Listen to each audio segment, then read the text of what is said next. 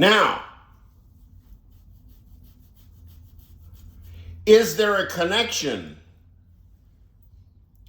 between logicism, the legacy of logicism,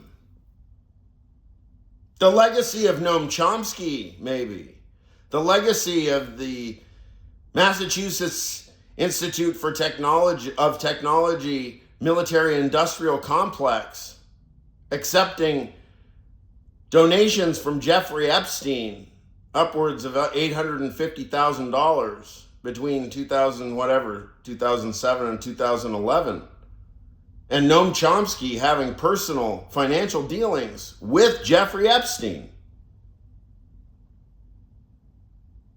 So this logicist, colonialist, military industrial complex has a public face of people like Andrew Tate.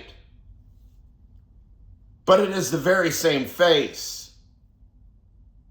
It is, in fact, the very same rich, white man, colonialist ethos that has infected all of the philosophy departments and logic departments. Relationships with members of the Trump family, first with Donald Trump Jr. and then his younger brother, Barron.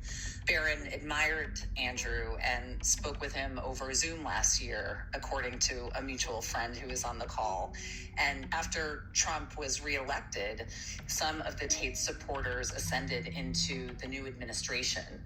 One of them, the diplomatic envoy, Richard Grenell, discussed their case with at least two Romanian officials, and Ms. Owens and other media stars of the right who conducted sympathetic interviews with him. Andrew nurtured relationships with members of the Trump family, first with Donald Trump Jr. and then his younger brother, Barron. Barron admired Andrew and spoke with him over Zoom last year, according to a mutual friend who was on the call. Barron Trump and Melania Trump are native Slovenian speakers. Barron Trump is 6.5 feet tall or higher. He's a mama's boy. One way or the other. There are stories of Melania and Melania's parents and Barron milling about in some area of the White House. I think this goes back to the first term for President 45. Milling about, speaking Slovenian language, and Trump huffing and puffing because he didn't understand anything. So, to the degree that Barron Trump ever was a wild card, I don't know if he is now. And so the teachings, the phallic procedural logic of enframing and Gestell that is expounded by Hartree Field and Graham Priest and their ilk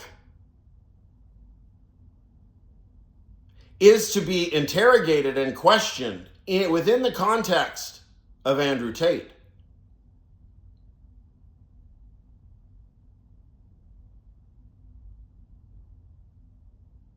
The logicist now must take pains to disentangle the dirty psychoanalytic matters from what would continue to be maintained as strictly objective